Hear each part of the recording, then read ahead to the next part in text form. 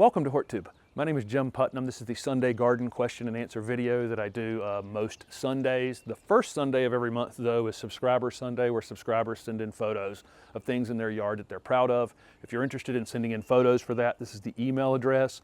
Make sure you title the email subscriber photos or something like that so I know what they are.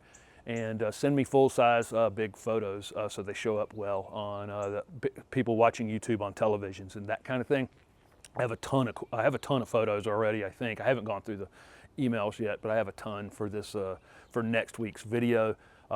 It'll be 2 Sundays before there's another question and answer video. But I have a fair amount of questions that I got from these question and answer videos that I did last week. A couple things. If you guys will go over to HortTube.com, my website, I've been something I've been piddling with for a couple years. I'm going to work a little harder on that website, but down at the bottom there's an email sign up. I won't spam you at all, but I'm going to send out a once a month email that may summarize the videos that I've done for the last month, upcoming things, whatever kind of news, but there'll be a once a month newsletter. But the sign up for that's down at the bottom of the homepage at HortTube.com. Next up, we have a giveaway from ProPlugger. This is a great tool for planting annuals and any kind of small plants, annuals, your vegetable plants. It's great for using in warm season turf if you want to patch an area, plug an area where the turf looks good over to a place where it's thin, that kind of thing. Lots of different tasks you can use. If you have any deeply rooted weeds, this is a great tool for pulling those out, but basically it just pulls a plug out of the ground. This is the newer model, has a heavier foot peg on the bottom of it. Super impressed with this tool, and in fact, in all my walking around the neighborhood lately, I've seen several of my neighbors actually own one of these. But basically, it stores about 5 plugs in here as you go, so you can continue to work, and then you just flip it upside down, and they slide out of the top. But like I say, great tool, small business. I think this was made in South Carolina. May be wrong about that. I think it's South Carolina. Anyway, but not being paid anything from them or anything, but like I say, I like that it's a well-made, locally made tool. So if you'll make a comment down below this video, doesn't matter what the comment is, that will register you for a chance to win one of these ProPluggers. And then you can go over to Instagram at HortTube, and there'll be some sort of photo of me holding this ProPlugger today, like that, looking like a goofball probably. Make a comment below that photo, and that will give you an opportunity to win a second one. And so next Sunday, on Subscriber Sunday, I'll do the drawing for the 2 ProPluggers. Thanks to ProPlugger for participating in this. Wow, I can't really talk this morning for some reason. Okay, so for some weird reason, I said when I hit 60,000 subscribers, I would talk a little bit about myself, because in 700 videos, I've talked not at all about myself and how I end up getting to this point where I'm shooting these gardening videos. So I'll start from being a kid. I was a big-time hustler as a kid. I realized very quickly that if you ask a parent for something, 90% of the time they're going to say no. So I quickly figured out the money thing. And I had a stepbrother, and him and I were by middle school raking leaves, mowing lawns, and doing all kinds of odd jobs. We had a big vegetable garden. I grew up in the city of Raleigh, but we had a large lot, had a huge vegetable garden, and in the fall we would direct seed greens, collards and other types of greens, and sell those in the fall just by the grocery bag. So I had all kinds of hustles going on. The city of Raleigh used to have an afternoon newspaper called the Raleigh Times, and I delivered the Raleigh Times on a skateboard. So like I say, as soon as I turned 14, well, before that, my stepfather had his family had a tobacco farm in Fuquay, North Carolina, and we would prime tobacco in the summertime. And hardest job I've ever done in my life. We'd go out and take the bottom leaves off the tobacco. There's a reason I smoked in high school, and it was long days, but it was good money. They didn't pay you much, but you couldn't spend it because you worked from the time you woke up until the night. But I did work on a farm in the summertime. And then 14 and a half, I got my work permit, and I got maybe the best job I've ever had. Not people-wise, I've had better people working with people, But the best job where I learned the most is I got a job at a True Value hardware store that had not opened when I got my work permit. And it was just the gondolas had been put in there for the displays. And I spent 3 months putting all the stuff on the shelves and learning everything there was in a hardware store. And then by the time it opened, I was cutting keys and cutting glass and all kinds of stuff. My stepfather had a wrecker business, so I grew up turning wrenches. And every car, in high school I had a motorcycle and I had a 72 Cutlass, and all of those vehicles I had traded for and worked on and worked up to. So my mechanical part of the thing where, you know, you see me building or constructing things and building a nursery later on all came from those experiences. So I got it from the True Value job. When I turned 16, I got a job at a garden center in North Raleigh called Rake and Hoe Garden Center. It's not there anymore. It was a big business. The family still owns the land, but it's a patio furniture store.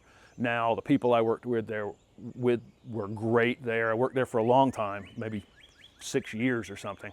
I got my North Carolina certified plant. I took the North Carolina certified plantsman test while I was there, and I went to NC State and took classes at NC State. My goal was to be a political science major and then go to law school. And I kind of was well invested in what I was doing and enjoyed what I was doing, enjoyed the people I was working with, that kind of thing. So I did not finish there. From there, I got a job with a landscaper, a small landscape company, but he had hired a really amazing crew. All those guys are now big landscape designers and are still involved in the business. But we were a crew of 5 or 6 guys who were doing super, super high-end jobs. We had several landscape designers, several professors from NC State recommending us for really interesting and neat things, and I learned a tremendous amount.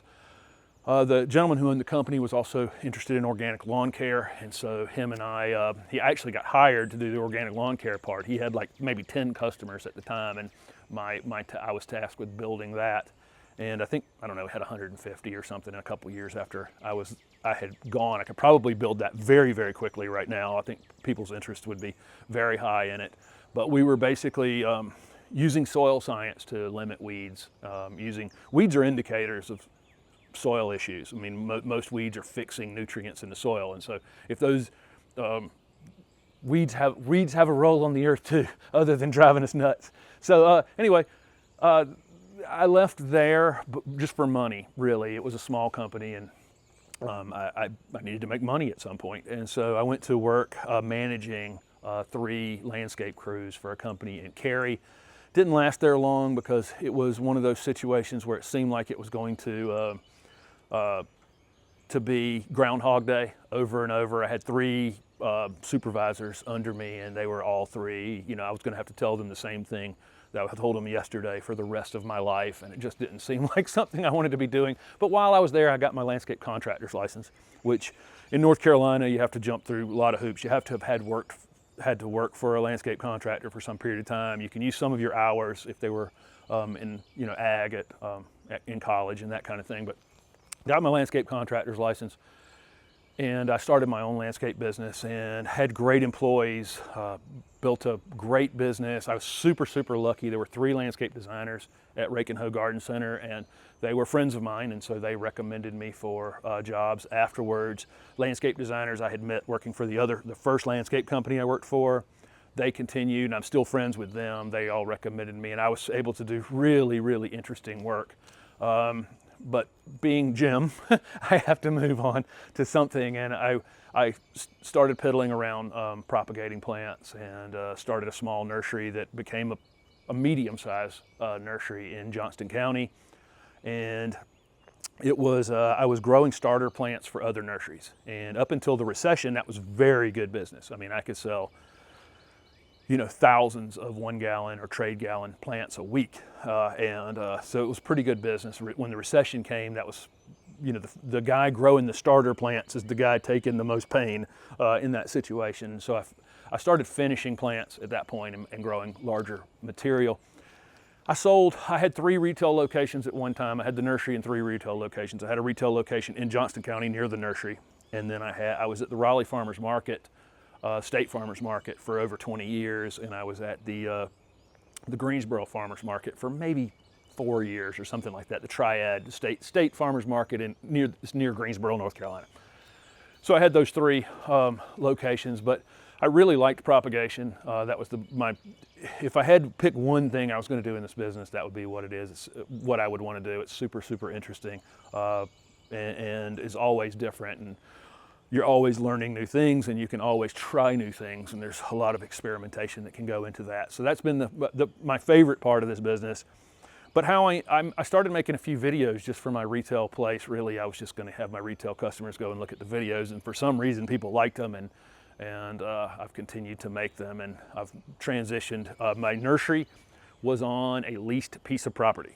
I had bought acreage, and I still own it in Johnston County, that I was going to move it to, and somewhere in the process of the developer needing me off of that land, I decided that I had already built a nursery. I had already checked that off my list. I had done all the building of buildings and plumbing and septic tanks and greenhouse construction and all of those things that I wanted to do in this lifetime. I enjoyed it, but it was also stressful, and you have no time away from that. There's no breaks. 4th of July, pipe bust, you're fixing it. Christmas, cold, you're covering. I don't care what, the nursery business doesn't know anything about holidays. So I transitioned out of that. I was going to keep my retail spot in Johnston County, and then I don't know, something struck me funny, and I decided I wanted to get back to the big city. And so I moved back in this house, and that's where I'm at shooting these videos at this point. And the reason I think I know I'm able to answer these questions is because I worked in a super high-end garden center. I worked for amazing landscape with amazing landscape crews. I've worked with, I've worked with the plants in a lot of different ways. I've rooted them, I've grown them, I've planted them, and I've answered all of your questions about them, and all the customers that I had over the years, all their questions about them. So I have a unique view, maybe. I'm sure there's more me's out there that have done all parts of this business, or try to do all parts of this business today. I feel sorry for those guys that I've asked a question, given a talk before. Who has a nursery, a retail location, and landscaping? And there's always a guy that's trying to do all three at the same time, and it's really kind of tough. But anyway, that's enough Jum stuff. I'm going to answer a few questions in this video, and like I say, make sure you make comments down below this video, which can be a question that I'll answer in the next question and answer video for the chance for the ProPlugger, and also over on Instagram, same thing. And again, thanks to them. Okay, somebody asked me if I will be growing any fruit trees in this yard, and the answer to that is no. I'm in an interesting area here in the Piedmont of North Carolina. We actually have a lot of apples and several other fruit tree farms in the western part of the state, and then of course as you get south of me in Southern Pines and south of Fayetteville, this is where peaches take over, and the peaches are all through South Carolina and Georgia. We know Georgia being the peach state. I'm in the middle, and it's almost too hot to grow to do well growing cherries or pears or apples, with some exceptions. I mean, some there are trees I see here or there that are productive, but it's a real struggle. What we can do well here, though, is blueberries and blackberries and figs, and some people call figs trees, but they're really shrubs. Pomegranates grow well here. There are a lot of edible fruit plants that we can grow here that I don't have to struggle with, and I wouldn't have to be spraying, and it also wouldn't put shade on this very small lot, which would be another issue for growing fruit trees. Even pruned properly, they're still going to create some shade and take up some space and offer very few calories for the effort that I have to put into it. That's the reason. Okay, somebody asked me about resources for toxic plants. They have, just curious because their dog chews on everything. The NC State site, their plant database is great for having a little section on there about what parts of the plant are toxic or whatever.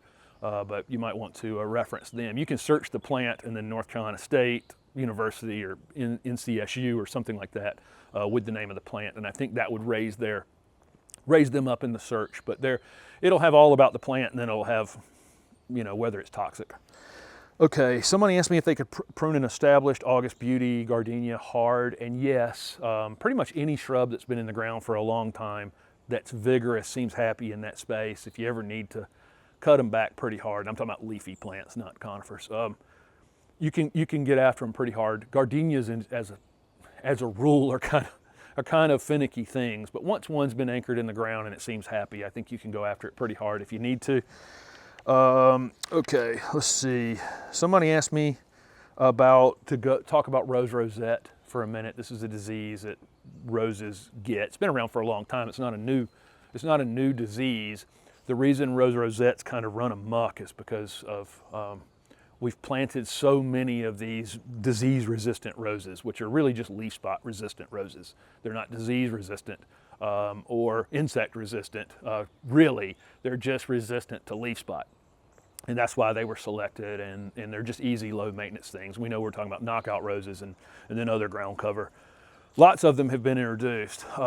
Rosette is a disease that's spread by a mite, and it's very rapidly spreading from rose to rose to rose, and it just became easy for it to spread because we have so many of them planted. I will tell you that in this neighborhood, I walk every day, and in this neighborhood, I would say that more than 50% of the roses that have woken up this spring have rosette. They need to come out immediately. Without delay. They need to come out of the ground. You may save your neighbor's roses. What will end up happening here is I think 80–90% of them will have to come out, and the ones that are left will be far enough apart that they will probably be offered some protection from it. I think that's where we're heading. Is a major thinning and culling of roses. Okay, somebody asked me if 4 to 5 hours was enough. 4 to 5 hours of direct sun was enough for their green giant arborvitae in the summertime. And I have to say that if the 4 to 5 hours was in the middle of the day, like if you're telling me it was sunny from 10 to 3, that's probably enough sun. If you're telling me the 5 hours is from 8 to 11 in the morning and then from 4 to 6 in the evening or something like that, no, that's not enough. So it really, that's what you have to answer. If it's in the middle of the day, I think that's enough direct sunlight to keep them full. If not, that's definitely not enough. And I probably don't think you can grow a conifer in that situation of that lower light. There might be an exception to that, but I think you'd probably be better off growing some sort of leafy evergreen shrub as your screening plant. Let's see, let's get one more. Somebody said their lantana is not all waking up. Like they had 5 lantana plants and they cut back 3 of them, or they cut them all back, and 3 of them are waking up already and 2 are not. Keep in mind that not all plants are going to have genetic differences. Okay, so I've seen places where somebody planted 2 red maples that were supposed to be clones, and one of them has the fall color a week before the other one does, that kind of thing. One of them leaves out every year, like 2 weeks before the other one does. I had that with willow oaks at my old house. I had 2 that one woke up like almost a month before the other one did. I thought the other one was dead every year. We used to have this parade of people come into Rake and Hoe Garden Center with their dead crepe myrtles in April, because crepe myrtles wake up so late. They just assumed they were dead. They'd dig them up. We'd send them back home to replant them, and they weren't dead. So just keep that in mind. There can be genetic differences even within a same group of plants that you bought from the same place and put into the same place in your yard. I think the other 2 will wake up. Don't make decisions about taking things out of the ground until about mid-May. That's true for pretty much everybody. Sometimes things can just be late for whatever reason. It could be a little root rot, could have been some root damage done to them in that space, and that just slowed them down a little bit. Who knows? The other 3 could be getting a little more sun. Always, like I say, wait until May to make any decision about pulling a plant out of the ground that you think is dead in the spring, because they will surprise you. Okay guys, like I say, make a comment down below for a chance to win the ProPlugger. Go over to Instagram, do the same thing. Thanks for following along and watching my videos.